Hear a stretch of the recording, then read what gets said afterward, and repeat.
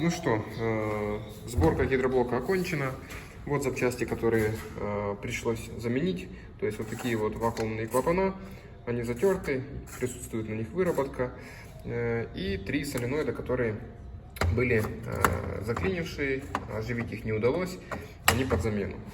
Все, гидроблок сейчас мы устанавливаем на автомобиль. И я думаю, что все заработает.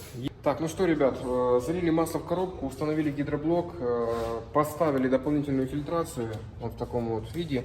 Вот так стяжкой пока что прикрепили к рампе. Все, сейчас сделаем тест-драйв, проедемся хорошо и тогда уже будем снимать доп. Фильтрацию и выдавать машину клиенту. Погнали!